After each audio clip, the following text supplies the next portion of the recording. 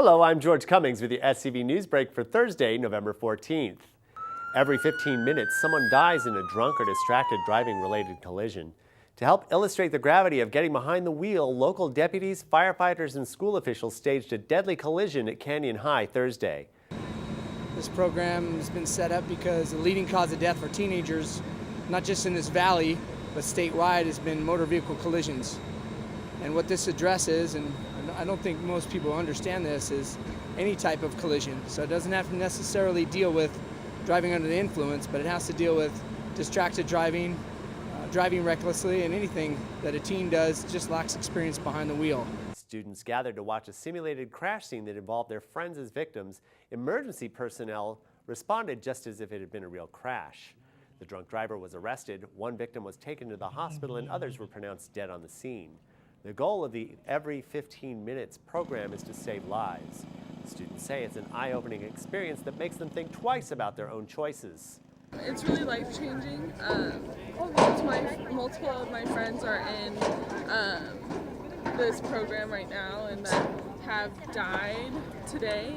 The event concluded Thursday with a simulated manslaughter trial at our local courthouse and a ceremony at the Youth Grove in Central Park.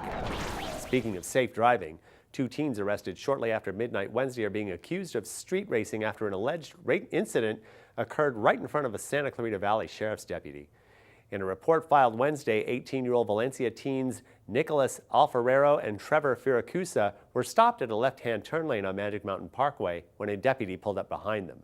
According to officials, the teens sped off after the light changed, apparently unaware the deputy was right behind them.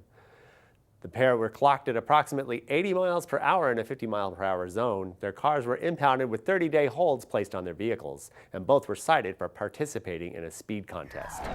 Coming up after the break, how long will this hot weather stick around? Stay tuned for the local forecast. SCV NewsBreak is brought to you by Action Family Counseling. My relationships were affected by my addiction in ways that are almost hard to describe.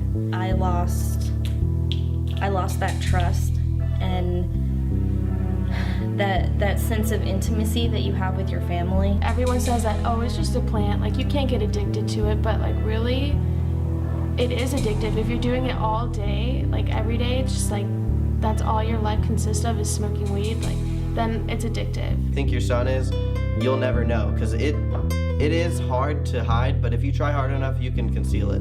There's no face to addiction. Like, your next door neighbor could be an addict and you have no idea. People we deal with are great people. They're just making bad choices. So if we can help people make better choices, everybody wins. And I love you very, very much.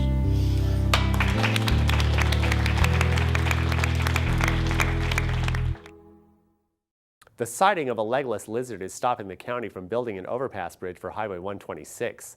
The project, which also includes a widening of Henry Mayo Drive, must now await permits from the state's Department of Fish and Wildlife before the next stage can continue. The department is expected to take a minimum of 20 days to respond to the county's request, and Wednesday marked the 20th day. The legless lizard was not expected to be present at the site based on an environmental impact study that was conducted before construction began, according to project officials. There have been 4 new species of the legless lizard discovered in the last 4 years alone, and in the past, scientists have expressed difficulty in finding and tracking the reptiles. New crime statistics show serious and violent crimes are on the rise across our valley, despite a drop within city limits. According to data from the Los Angeles County Sheriff's Department, Part 1 crimes valley-wide rose nearly 9.5% so far this year compared to last year. Within city limits, serious or violent crimes actually fell by 1.5%, but that improvement was more than offset by a 36% increase in the unincorporated areas of the valley.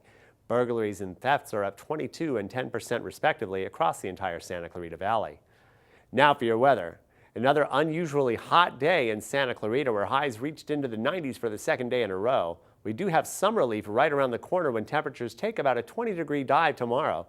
That cooling trend will continue over the weekend with highs expected to top out in the 60s Saturday and Sunday. Warmer weather starts to creep back into the Santa Clarita Valley by the start of next week with highs in the low to mid-70s on Monday.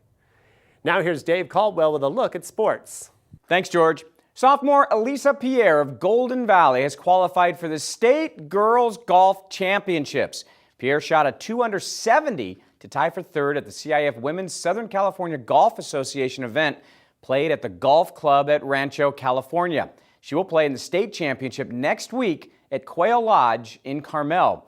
It is believed Elisa Pierre is the first Santa Clarita girls golfer to ever advance to the state championship. At the beginning of the week, there were 4 Santa Clarita High School girls volleyball teams with high hopes for the playoffs. After the first round, there are 2 teams left. Foothill League champion Valencia lost the first game against St. Joseph of Lakewood, then came back to win the next 3 to advance to the second round of the Division 1A playoffs, where they will face El Dorado on the road. West Ranch lost to San Juan Hills in 3 games, and Hart lost to Redlands in a close 5-game match. In Division 5 AA, Heritage League champion Santa Clarita Christian received a bye to the second round. They will host Coast Union tonight at home. In girls tennis, Hart's unbeaten season came to an abrupt end in the semifinals when San Marino defeated the Indians 10-8.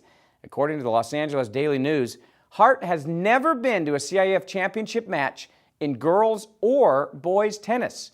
For the defending champion Titans, it is their 4th visit to the finals in the last 5 years.